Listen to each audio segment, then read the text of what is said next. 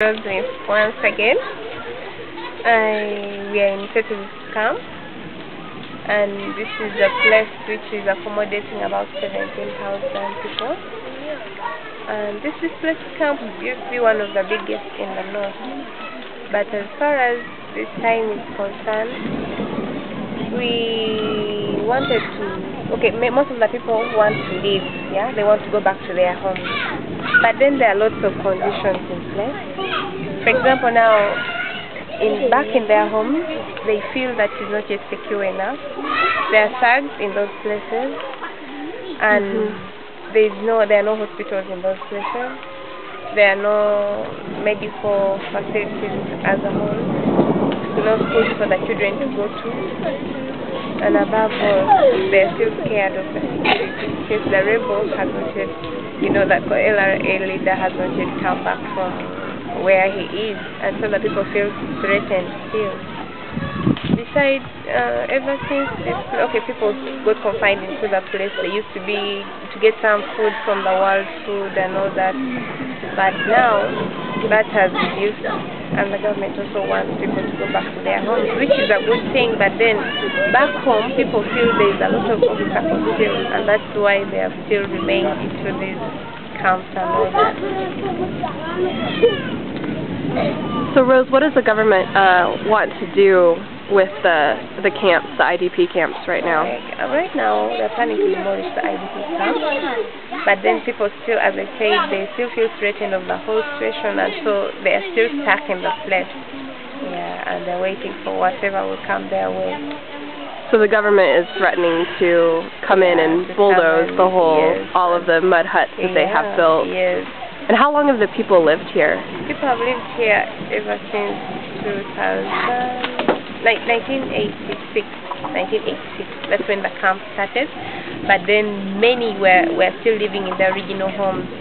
So it was in 2000 when most of the people were driven to the camp because they are in the homes. It was very insecure by that time. How many of these camps are there around Gulu? Around Gulu there are about 56 camps. 56 camps. Yeah. And so how many people total are displaced because of the war? Because of the war, it's over 2,000? 2 million. Over 2 million? Over 2 million people. Yeah. Over 2 million people have been displaced. And is the UN providing any support for them, or who's? Yeah, UN has been providing support like food, food, and some emergency NGOs have also come up to provide the medical help. But then, as time goes on now, they are counting Gulu district or the northern part of Uganda as a post-war area. Post-war area, meaning the war has gone down and now people have to go back to their homes, and they are no longer under emergency. And so the UN has also reduced the number of the food supply and all that.